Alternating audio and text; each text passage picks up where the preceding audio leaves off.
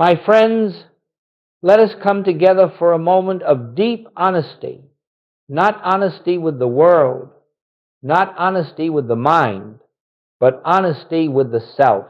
For every one of us knows the experience of anxiety not as an occasional visitor, but as something the human mind believes it must endure, protect against, and somehow learn to escape. And yet, I would like you to understand at the outset that anxiety is not caused by the world, nor by conditions, nor by the actions of others. Anxiety has no source in circumstance. It is born only of one thing: the belief that your life, your safety, your well-being, your future exist outside of your own consciousness. When we imagine that our security lies in money, we fear when money shifts. When we imagine it lies in the body, we tremble when the body changes. When we believe it lies in the approval of others, we become restless when their moods or judgments waver. And so the human mind spends its days chasing safety in that which cannot be stable, cannot be permanent, and cannot provide what it promises. In this way, anxiety is not a sign of spiritual weakness. It is simply the natural result of seeking life where life does not live. I say to you, therefore, that the first great realization of our time together is this: anxiety is the shadow that appears the moment we forget the kingdom within. It is the inevitable sensation that arises when consciousness seems distant, unknown, untrusted, and so the human mind struggles and fights and prays and begs, hoping that the outer world will become peaceful enough to quiet the inner storm. But the outer world has no duty to give you peace. It cannot. It has no power of its own. Peace comes only from the recognition of what is eternally present within you. In the infinite way, we do not attempt to fix anxiety. We do not wrestle with it. We do not seek to overpower it with positive thought or mental effort. Instead, we look gently, quietly into the truth behind it. That anxiety is nothing more than a sign that we are seeking in the wrong direction. It tells us we have momentarily forgotten who and what we are. And so, instead of trying to repair the mind, we return to the source. We turn within. We begin to recognize that the peace we long for is not something to be added to us. It is something that has been present since before fear ever arose. Let us enter this class with a simple intention: to see anxiety for what it is, and then to meet it, not with force, not with resistance, but with the quiet authority of truth. For as you will discover, one moment of inner recognition dissolves more fear than a lifetime of outward striving. In a little while, I will show you a simple practice, 3 minutes only, that restores the awareness of the kingdom and reveals the peace already established in your being. But let us not hurry. Peace is never found in haste. For now, let this be the beginning. You are not at the mercy of anxiety. You are at the doorway of the kingdom, and the kingdom has never left you.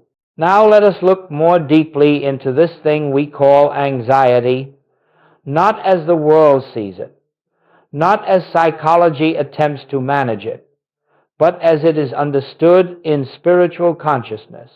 For unless we know the nature of a thing, we cannot rightly respond to it. The world tells you that anxiety is personal, that it belongs to you, arises from you, and must be corrected by you. But I say to you, anxiety is not personal, it is not individual, and it has no inherent connection to your identity. Anxiety is a universal suggestion, a passing influence upon the human mind when it believes itself separate from its source. In the infinite way, we recognize this. There is no individual mind apart from God's mind. There is only one consciousness, one presence, one life.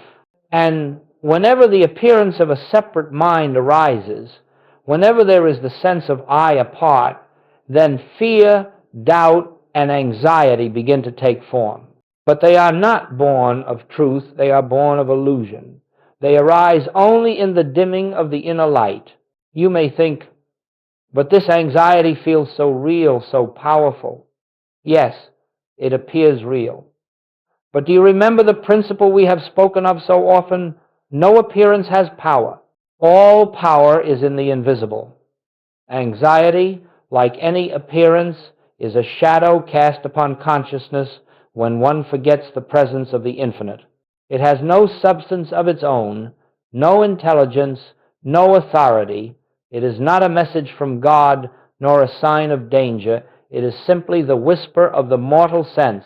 And so we do not struggle with anxiety. We do not condemn it. We do not attempt to cure it by rearranging the outer world. We do not say, if only this condition would change, I would no longer fear. For that is to give power to the very thing that has no power. That is to feed the illusion. Let us understand something vital. Anxiety is not your failing. Anxiety is the mind's attempt to survive without the awareness of God. It cannot succeed. It was never meant to. When the mind is disconnected from the felt presence of the infinite, it tries to anticipate, to control, to predict, to guard itself. This is the origin of restlessness, of tension, of worry. The mind fears because it believes it is alone. It fears because it thinks it must protect an existence separate from God. But you are not separate. You are not divided from your source. You are not living as an isolated being struggling through a dangerous world. You are living as consciousness itself, and consciousness is neither anxious nor afraid. When you begin to see anxiety not as a personal condition, but as the effect of temporary forgetfulness, then already it begins to lose its hold. When you realize that anxiety is nothing more than the mind operating without the awareness of its foundation, you stop fighting it, you stop diagnosing it, you stop condemning yourself for it. Instead, you remember the one simple truth that dissolves fear. God is the life of me. The presence of God is my consciousness. And in that remembrance, the roots of anxiety begin to loosen. Soon we will come to the practice itself, the gentle turning within that restores your awareness of truth. But not yet. Let us take one more step, for before you can release fear, you must see clearly why seeking solutions in the outer world will never free you.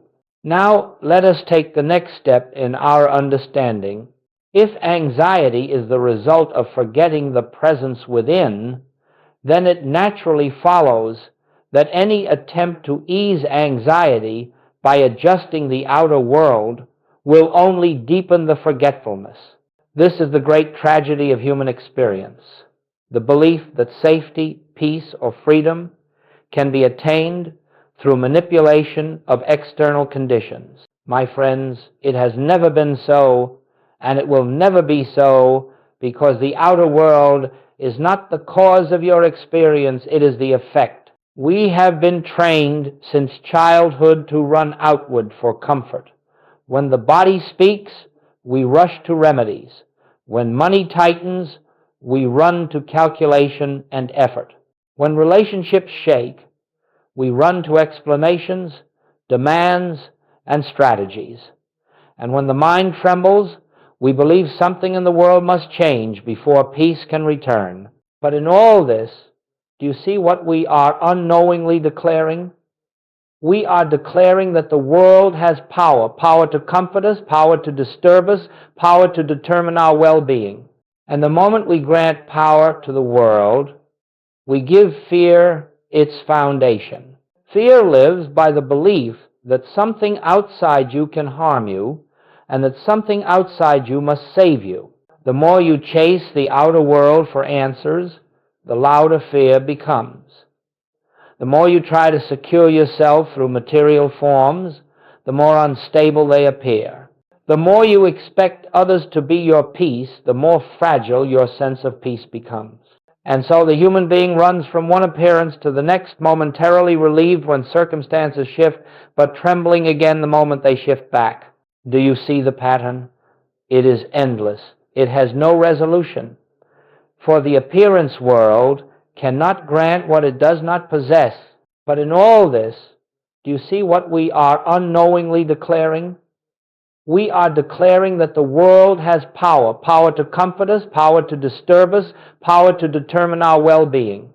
And the moment we grant power to the world, we give fear its foundation. When this principle is forgotten, the mind panics. When it is remembered, fear dissolves. Whenever you seek security through money, you have already placed the kingdom second. Whenever you seek peace through ideal conditions, you have already made the appearance the cause and consciousness the effect. And whenever you attempt to calm anxiety by changing the world, you inadvertently strengthen the belief that the world controls your well-being. This is why seeking solutions outside yourself intensifies fear. Not because the world is unkind, but because you are asking it to do what only God can do. In the infinite way, we stop this fruitless search. We stop trying to rearrange the shadows. We stop giving power to the unstable.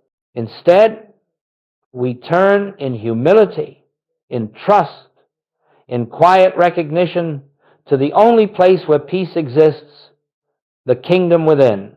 And when you understand this principle, even intellectually at first, the heart begins to soften. Fear loosens its grip, for you realize you have been looking in the wrong direction, not sinfully, not foolishly, but ignorantly, under the belief that the outer world contains your good. But your good is not in the world. Your good is in your consciousness. Soon we will enter the 3-minute practice that returns you to this inner sanctuary. But before we do, let us understand clearly what the kingdom is, what peace actually is, so that when you turn within, you know precisely what you are recognizing. Let us now turn to this great truth that lies at the very center of the infinite way, the truth spoken by the Master when he said, "The kingdom of God is within you." These words have been repeated for 2,000 years, and yet their meaning has been almost entirely overlooked, not because they are obscure, but because the human mind insists on searching everywhere except where the truth is.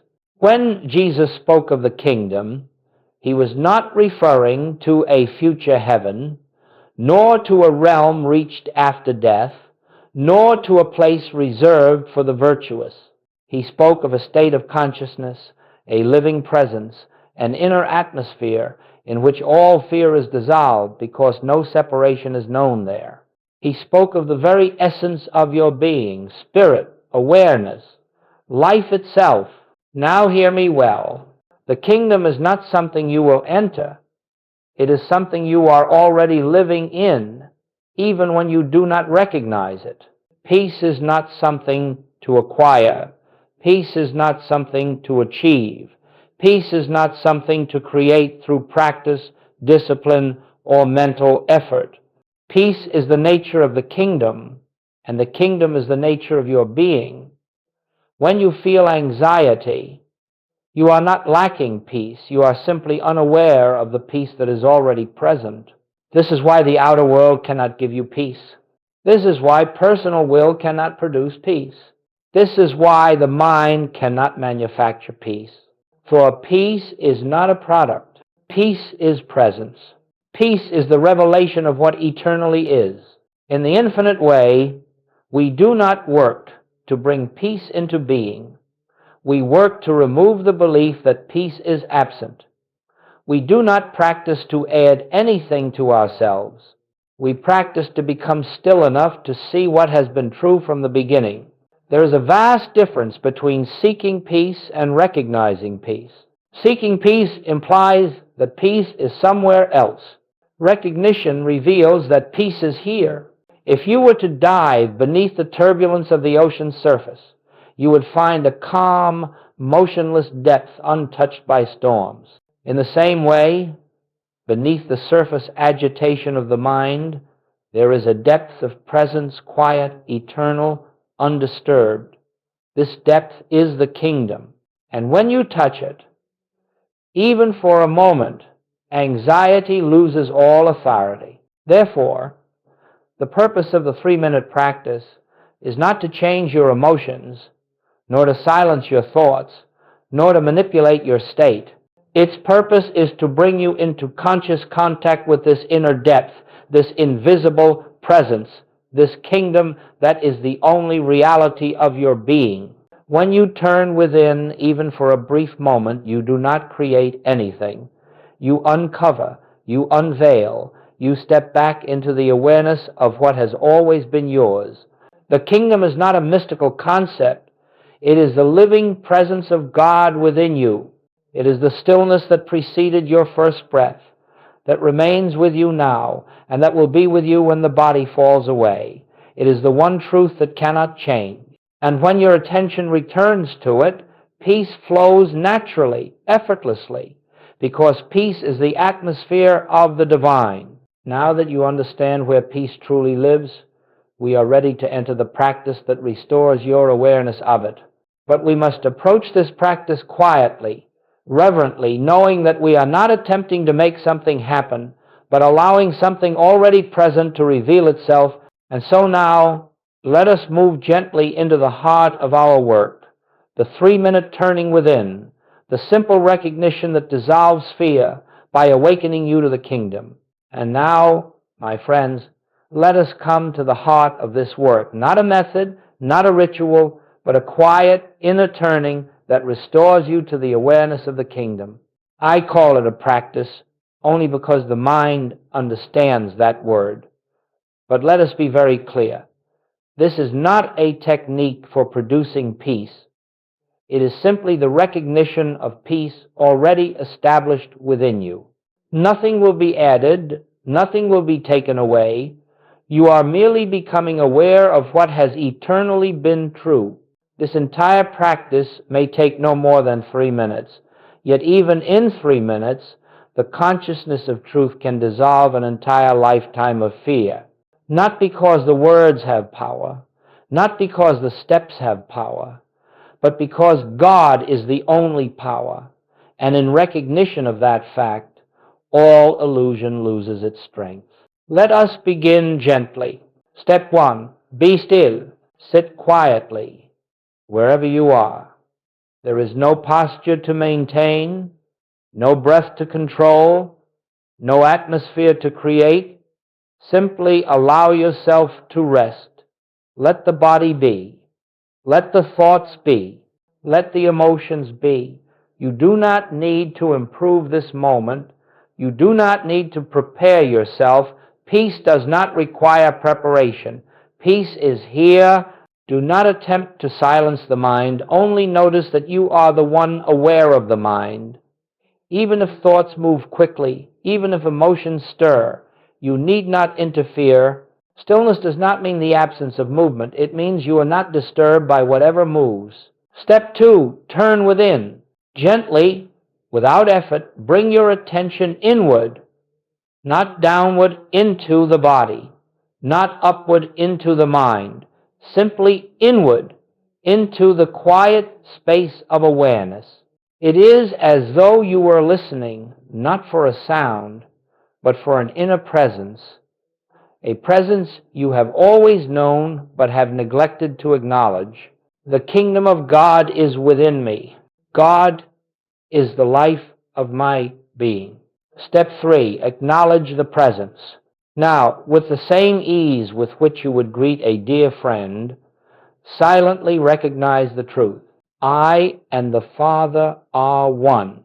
Not as an affirmation you are trying to believe, but as a statement of fact, acknowledgement, recognition, awareness. And then perhaps the kingdom of God is within me. God is the life of my being. Let these words be soft. Let them be natural. They are not meant to convince the mind. They are meant to reveal what the mind cannot see. Step 4, rest in awareness.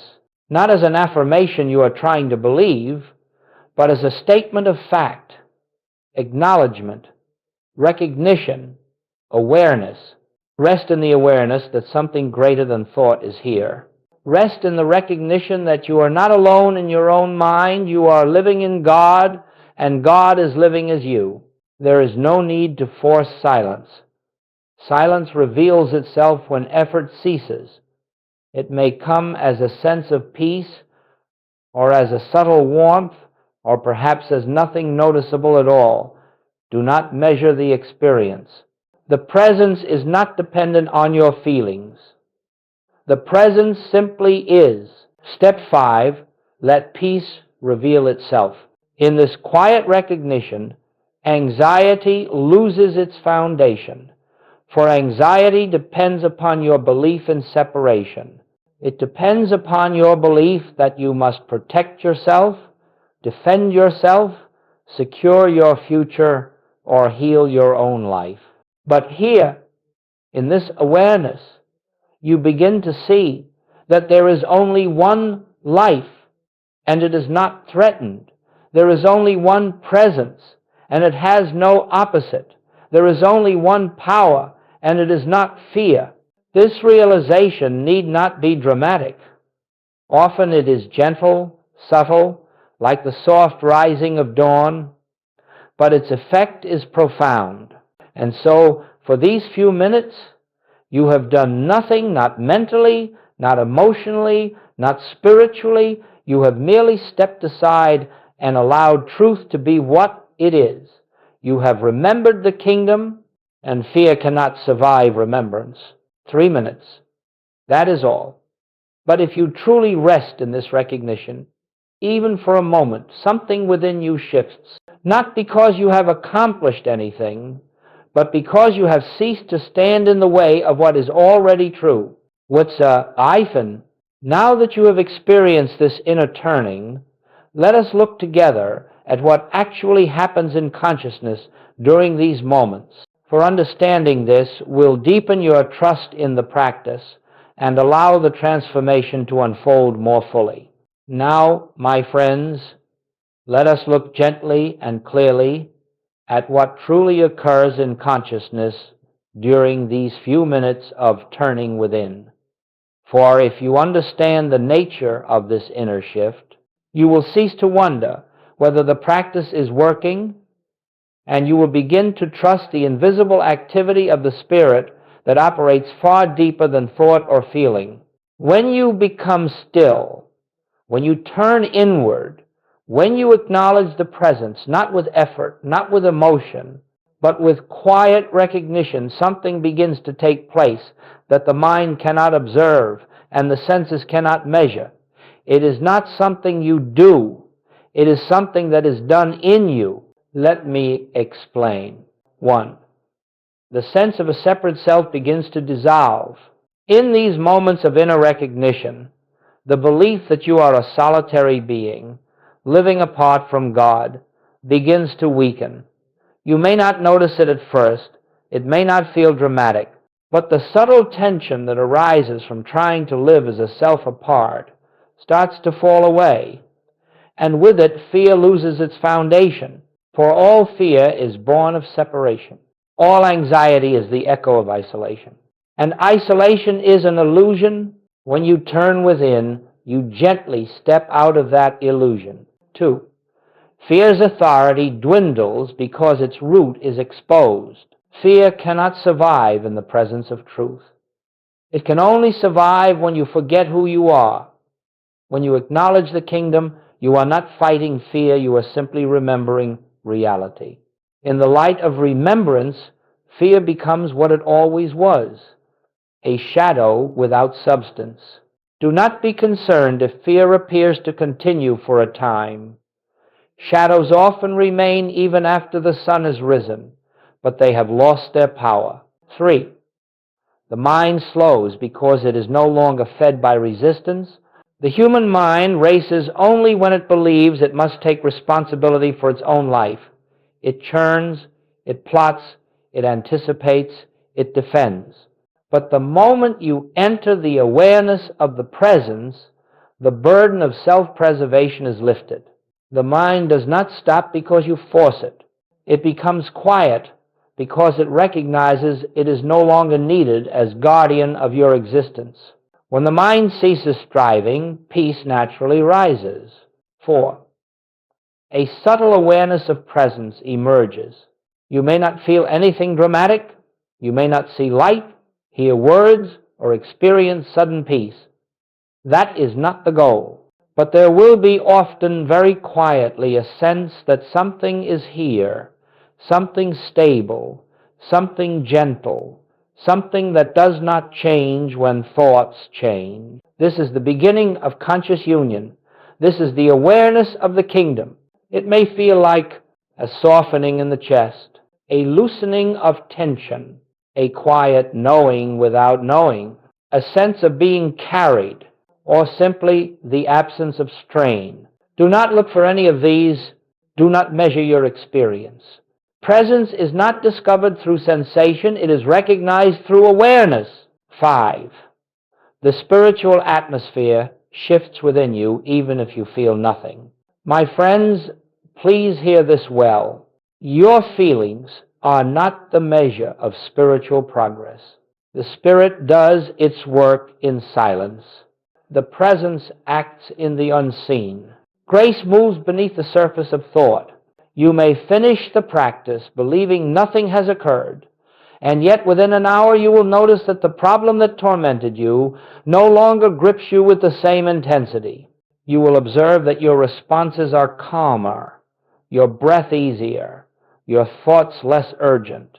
This is not psychological improvement. This is the activity of truth revealing itself. One moment of genuine recognition has more healing power than a lifetime of mental effort. 6. You begin to live from the inside out. With each practice, consciousness slowly shifts from the belief that conditions determine experience to the awareness that experience flows from consciousness. You stop looking outward for safety. You stop seeking solutions in matter. You stop reacting to circumstances as if they held power. You begin to live from within, and from within, all things become harmonious because consciousness itself becomes harmonious. This, my friends, is what happens in these 3 minutes. Not because you have done anything, but because you have finally allowed what is to be seen. And so now that you understand the interactivity of these moments, let us turn to a very practical matter, how to use this practice throughout your day, particularly in those moments when anxiety arises most strongly and you believe you must act immediately. For it is not enough to practice only in stillness. You must learn to turn within in the midst of life itself. Now, my friends, let us turn from the stillness of the quiet room to the movement of daily life. For it is one thing to recognize the kingdom in meditation, and it is another to recognize it in the midst of activity, responsibility, and the demands of the world. Yet this is precisely where the practice becomes most transformative, not as an escape from life, but as the foundation upon which life is lived. You see, the purpose of this 3-minute turning within is not merely to bring you moments of peace. It is to train your awareness to remember the presence before the mind reacts, before fear arises, before the appearance convinces you that it has power. Gradually, this recognition becomes your natural response, your first instinct, your quiet habit of trust. Let us explore how this unfolds in the ordinary circumstances of everyday living. When money anxiety arises, perhaps you are about to check your bank account, open a bill, or confront a financial obligation that seems larger than your resources. Notice how quickly the mind tightens, how swiftly it begins to calculate, to fear, to doubt. In that very moment, pause. Just pause. You do not need a long meditation. You do not need to fix the situation. You need only remember, the kingdom is my supply. God alone is the source of my abundance. This recognition loosens fear's grip. You approach the situation not as a needy individual, but as one who knows the infinite is the substance of being. when the body speaks and fear rises. Perhaps a symptom appears, a discomfort, a sudden sensation that awakens old memories or fears. Again, pause not to diagnose, not to resist, not to project outcomes. Pause only long enough to remember. God is the life of my body.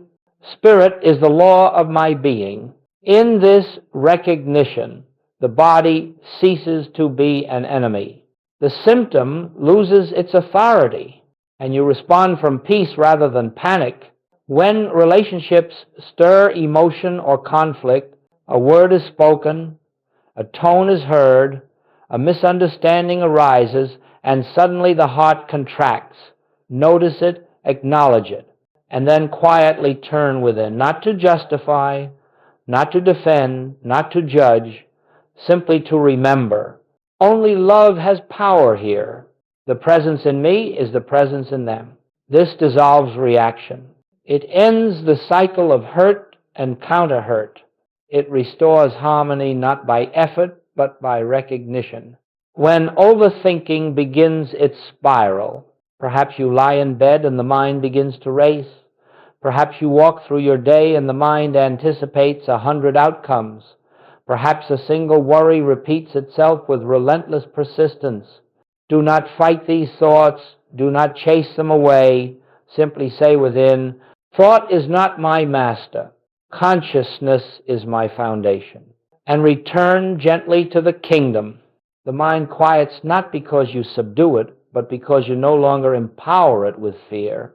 When crisis erupts unexpectedly, life may present moments that feel urgent, overwhelming, or deeply unsettling. A sudden loss, a difficult phone call, an unexpected challenge. In such moments, the natural instinct is to act immediately, but action taken while rooted in fear is seldom wise. So again, pause, if only for a breath, if only for a heartbeat. Turn within long enough to recognize. The presence goes before me. The Father within me doeth the works, and then act from that place. You will find clarity where confusion was, strength where weakness appeared, calm where agitation dominated, divine intelligence guiding instead of human effort striving. This is how the kingdom becomes practical. The 3-minute practice is not separate from life. It is the foundation upon which life is rightly lived. And as you return to this recognition throughout your day, briefly, quietly, sincerely, you begin to discover something extraordinary. You no longer live in the world as one threatened by it. You live through the world as one upheld by God. Fear loses its habit. Anxiety loses its momentum. Peace becomes the natural atmosphere of your consciousness. And now, having learned how to carry this recognition into everyday life, let us look at what begins to unfold when this becomes your consistent practice, not as discipline, but as the way you live, breathe, and respond to the world. And now, my friends, let us consider what begins to unfold, not because you have practiced long hours, not because you have mastered a technique, but simply because you have turned within consistently, quietly, sincerely. For spiritual transformation is never the result of human effort. It is the natural consequence of living in the recognition of truth. You do not make transformation happen, you allow it. Just as a flower opens not through effort, but by yielding to the sun, so does your consciousness unfold when you yield to the presence within. Let us look gently at the changes that arise when this simple turning becomes part of the rhythm of your life. 1. Anxiety loses its momentum. Anxiety is not a force. It is a habit of consciousness, a momentum born of believing that you are separate from your source. When you return to the kingdom daily, even for brief moments, you interrupt this momentum. You end the cycle of fear before it gathers strength. Gradually, you begin to notice that situations which once triggered immediate worry no longer have the same power. The mind still speaks, but you no longer listen with the same fear. The body may react, but something within you remains steady. Just as a flower opens not through effort, but by yielding to the sun, so does your consciousness unfold when you yield to the presence within. Anxiety is not a force. It is a habit of consciousness, a momentum born of believing that you are separate from your source. When you return to the kingdom daily, even for brief moments, you interrupt this momentum. You end the cycle of fear before it gathers strength. This is not suppression. This is not positive thinking. This is truth dissolving illusion. In the old consciousness, you reacted to appearances, money, health, relationships, circumstances, believing them to be causes. But through daily recognition of the kingdom, you begin to see that appearances are effects, and effects have no power, too. You become less reactive and more responsive. This produces a beautiful shift. Reaction belongs to fear. Response belongs to spirit. As the old reflex fades, your life becomes harmonious not because circumstances have changed, but because consciousness has changed. 3. Decisions become clearer and simpler. When you turn within daily, you begin to feel the guidance of the presence, not as instruction, not as audible words, but as a quiet knowing, an inner direction that gently reveals the next step. Your decisions become less anxious, less calculated, less forced. You begin to sense when to act and when to wait. You feel when something is yours to do and when it is not. And as this guidance becomes your natural way, you realize that divine intelligence has been directing you all along. You simply had not been listening. 4. Relationships soften and deepen as recognition of the kingdom becomes habitual. You begin to see others differently. You no longer look at personalities and histories. You begin to see the presence behind every face. This dissolves conflict. It ends resentment. It breaks cycles of misunderstanding. Love is not something you attempt to project. It is something that flows naturally when you see God where you once saw a person. Some relationships heal, some transform, some gently fade away. But all become harmonized because your consciousness is harmonized. 5. Supply begins to flow in unexpected ways, not through striving, not through manifesting, not through mental work, but because supply is a spiritual principle, and when you live in recognition of the kingdom, you stop blocking the flow with fear. Opportunities appear without effort. Solutions arrive before you seek them. Needs are met before they become problems. You realize that supply never came from the world. It came through the world from an invisible source that is infinite. 6. Health stabilizes as fear recedes. As you live daily in the awareness of the presence, the body begins to reflect the harmony of consciousness. Tension eases, symptoms loosen their grip, and fear, the great distorter of the body, no longer dictates your experience. But because supply is a spiritual principle, and when you live in recognition of the kingdom, you stop blocking the flow with fear. Health is not gained. Health is uncovered. You do not heal the body. You reveal the wholeness already present in spirit. It is not confidence in yourself. It is not confidence in your abilities. It is confidence in the unchanging reality of God as your life. 7. A deep, quiet confidence begins to emerge. It simply rests. This confidence is silent. It does not boast. It does not assert. 8. A new way of being takes root. Gradually, almost imperceptibly, you begin to live from the inside out. The world no longer dictates your state of mind.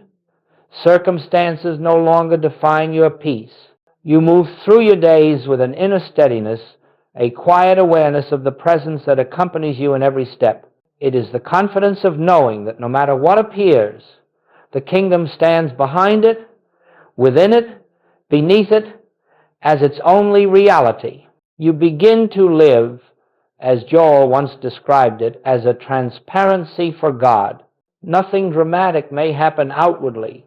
No one may see fireworks or miracles, but everything within you shifts.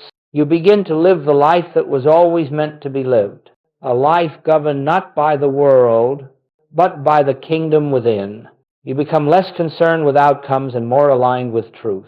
You cease striving, you cease resisting, you cease fearing. And so, my friends, we come to the close of this conversation, not as a conclusion, but as a soft and continuous invitation, for spiritual realization does not end with a single practice, a single teaching, or a single moment of clarity. It unfolds gently, quietly, day by day, as you return again and again to the kingdom within. Do not imagine that you must hold yourself in some exalted state or maintain a constant sense of peace. That is not necessary. It is enough that you remember. It is enough that you pause. It is enough that you turn within for even a few breaths and acknowledge the presence that has never once left you. This is the essence of the infinite way, not striving for God, not seeking God, not calling upon God, but recognizing that God is already here, already functioning as the very life of your being. Every time you return to this recognition, you loosen the hold of fear. Every time you turn inward, you dissolve another layer of the illusion of separation. Every time you acknowledge the kingdom, you step into the truth that has been your home since before time began. And now that we have seen the transformation that unfolds through this consistent practice, let us turn to the final section, where we bring this journey to its quiet completion. You are not improving the human self. You are remembering the divine self. You are not solving problems. You are recognizing that in the kingdom, no problem has reality. And so I say to you gently, do not evaluate your spiritual progress. Do not measure your experiences. Do not judge your practice. Simply continue.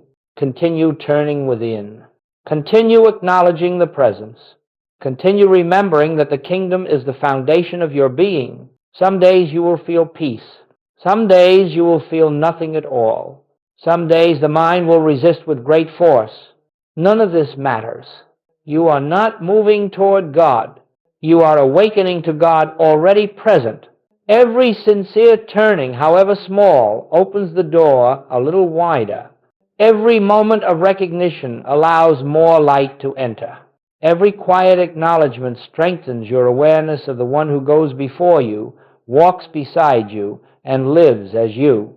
For the kingdom is not affected by your emotions.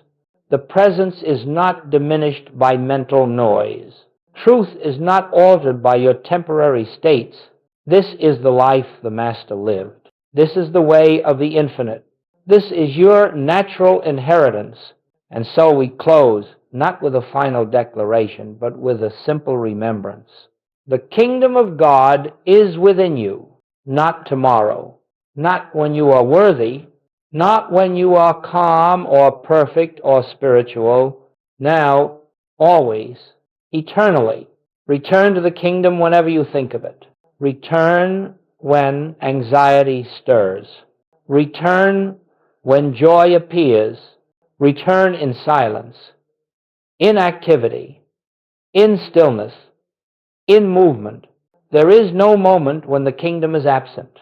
There is only the moment when you remember to look, and gradually, without fanfare, without effort, without striving, you find yourself living more from the inside than from the outside, acting from peace rather than fear, listening rather than reacting, trusting rather than grasping, resting rather than resisting,